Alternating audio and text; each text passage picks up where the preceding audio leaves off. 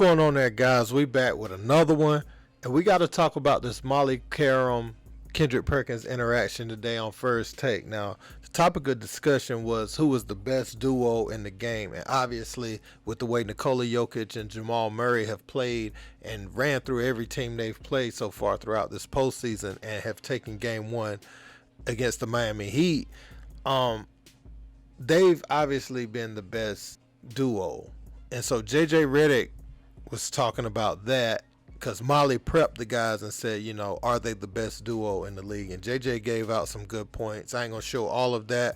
I'm going to show an exchange between he and Perk, and then I'm going to show what it eventually led Molly to say, because she said they were dancing around the question about who the best duo was, and Kendrick Perkins didn't like the way that was said. Check this out.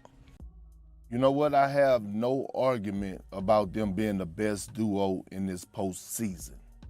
I'm not ready to crown them for as being the best duo overall because, again, it comes down to the best player in the league conversation.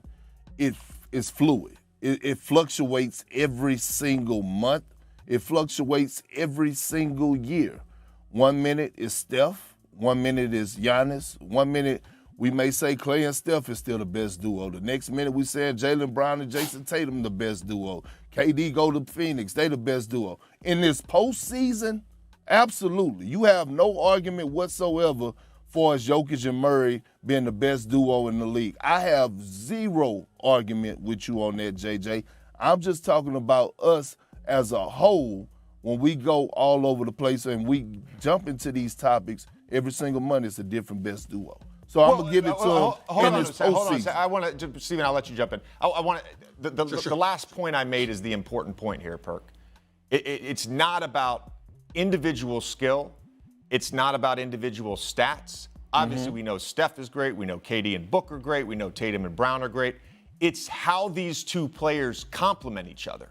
That's what makes them the best duo right now. That's what made them the best duo in the regular season. That's what's going to make them the best duo next season. There is no duo that perfectly complement each other the way these two do, and it allows everyone else to shine in their roles. You handled your business and you swept them. I'm just looking at them and I'm saying, can I just say one I would have liked to have seen Denver this Minnesota series, the revisionist history from you, Stephen A. I feel like we're dancing around this debate. Are we debating this or not? Are Jokic and Murray the NBA's best duo? I didn't say postseason. Right now they are. I said NBA's Right best duo. JJ saying yes. You're saying no, Perk. So who is it?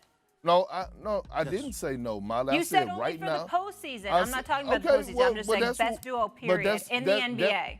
That's where we at. We're in the postseason. All I'm saying is that all I'm saying. Answer the question, Perk. Answer the question, Perk. Answer the question, Perk. No, it's just like we're dancing. We're not debating. Like we're dancing around the debate. I'm not dancing. I'm not dancing about nothing. Our mood was good until we heard you singing. Our mood was good until we heard you singing. Molly, I mean, that's what I blame I said that they're the best duo in this postseason. Okay. All right. Okay, guys, as you can see right there, Stephen A. Smith smoothed everything over at the end, but he even gets frustrated sometimes when he's going in on a topic and he's really trying to state his point. Molly will cut in, and sometimes it seems like when she cuts in, it's just for her voice to be heard, not that she's offering something of substance to the conversation. Perk obviously has to walk back some of the things he said about Nikola Jokic earlier this season with the way he's playing now. Even, you know, me, myself, I got to walk some things back because I remember thinking at times, you know, they would be the same old Nuggets defensively when it mattered on this team. But Bruce Brown's value, Aaron Gordon, and Michael Porter Jr. have really bought in on the defensive end. Like the one weakness Jokic has, that's why it's important to have a 6'10" wing like Michael Porter Jr. He had a sweet block off, you know, chase down block in the half court off the glass early in the first half. Big dunk over Bam Adebayo. You got Aaron Gordon, who, like, the things Miami did, get mismatches and open shots. What they do, if you watching like Jokic and Murray's shot making is so amazing. So you have to always have your eyes on him. But they're pulling Jokic out the paint early in the game, and everything is getting switched, chasing Michael Porter Jr. and Jamal Murray around, and KCP because he runs off of a lot of screens. Aaron Gordon is left with Gabe Vincent, Caleb Martin, Strus. All these guys end up getting switched off, and that's why he got so many dunks early in the game. And when you take Bam out, he can't recover to the paint. So because Jokic is such a great shooter, you can't just leave him for that, or you're gonna get string music all night.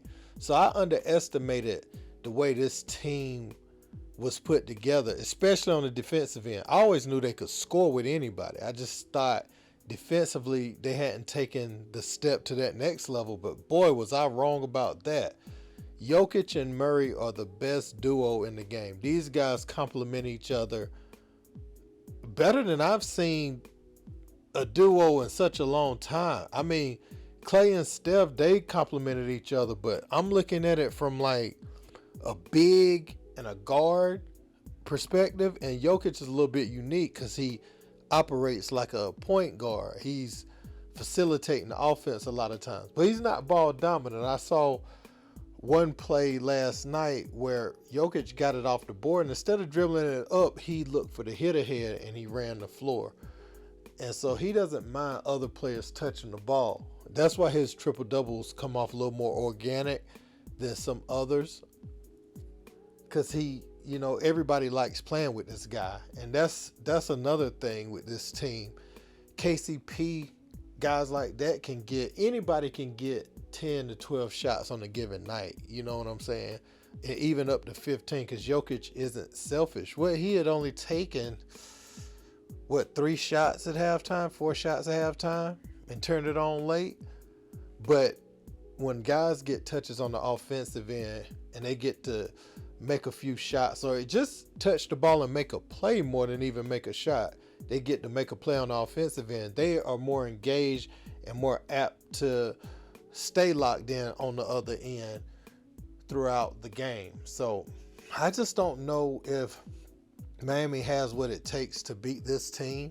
I know they're talking about Tyler Hero coming back, but I just don't think they match up well to this Nuggets team, and nobody has in credit, to their credit in this playoff run, because they've only lost one game, and that was to KD and the Suns, and they could score, but man, when a team can pick you apart like Denver, it's just hard to compete. So I have to admit, Jokic and Jamal Murray are the best duo in the National Basketball Association. Let me know what you guys think about this in the comments. Don't forget to like, share, and subscribe. Until next time, peace.